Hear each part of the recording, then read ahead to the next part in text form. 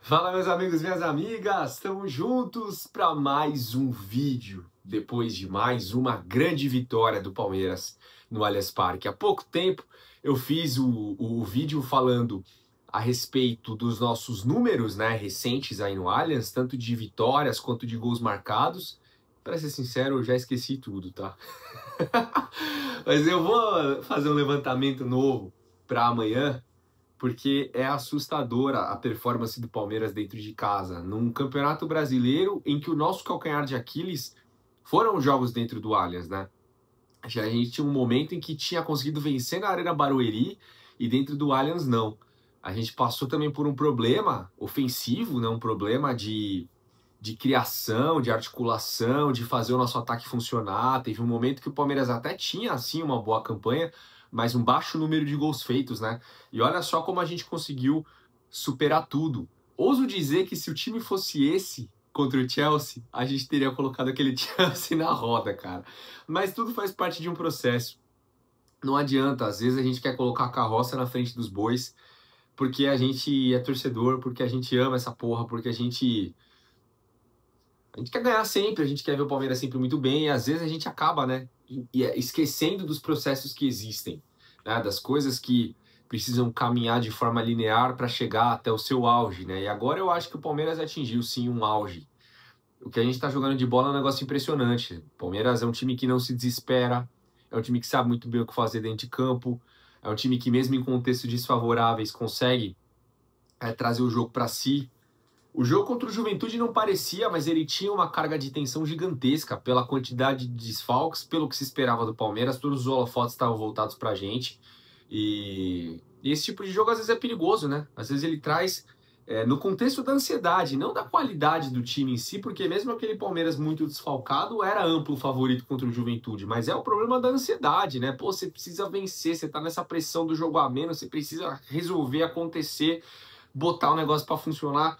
E às vezes pode ser que você caia nessa armadilha. E o Palmeiras não, foi muito tranquilo, buscou o gol desde o começo e goleou o Juventude. E hoje, o Abel meio que repete a escalação, né? Só colocando o Vitor Roque ali no time. O Maurício jogou mais à frente, meio que como um segundo atacante, né?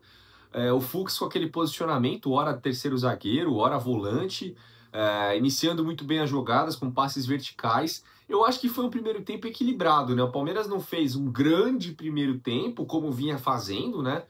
Inverteu, né? O Palmeiras vinha com grandes primeiros tempos e segundos tempos mais de contenção. Hoje foi um primeiro tempo bastante dividido. Acho que o Red Bull teve algumas chances perigosas, o Palmeiras também teve, principalmente ali com o Vitor Roque.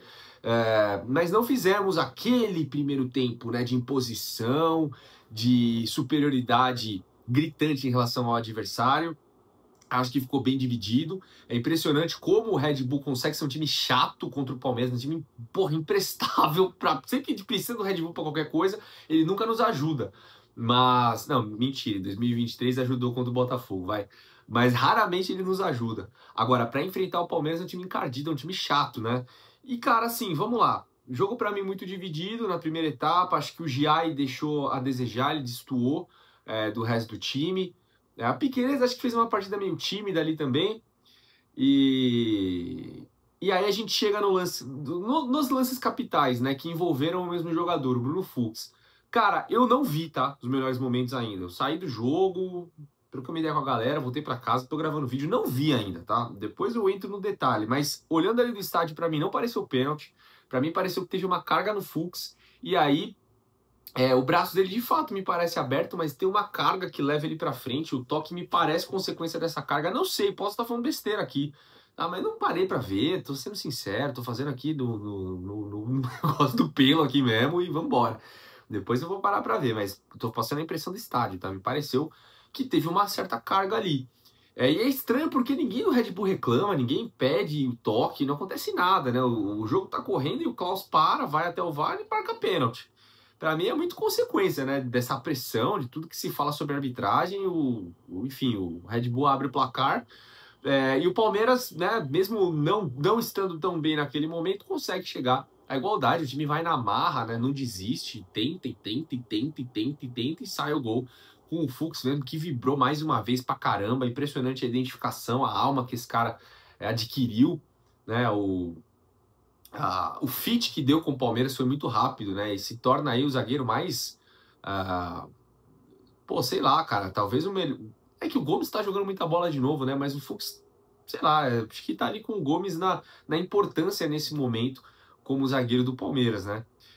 No que tá jogando agora, atualmente, a fase atual dele, muito boa. Então a gente vai pro intervalo com esse empate.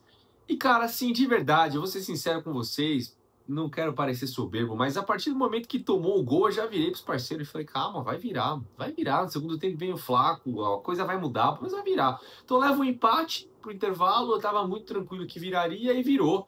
Né? Aí começou o massacre, é Tigrinho, é Flaco, a pintura que...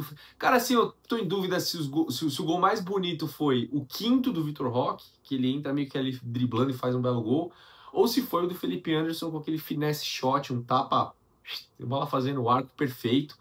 Felipe Anderson, que eu vou fazer um vídeo dedicado a ele, porque pra mim ele tá jogando muita bola, ele é um jogador entre aspas invisíveis, né? Muito do que ele faz não vai na planilha do Excel. Quando você for olhar, bom, quem tem mais assistências, quem tem mais gols? Quando você olha o futebol dessa forma rasa, você não vê o contexto, né? Você não vê a importância. E o Felipe Anderson, pra mim, ele tá sendo um dos jogadores mais importantes nessa temporada. E tá fazendo seus golzinhos aí, né? Fez o gol contra o...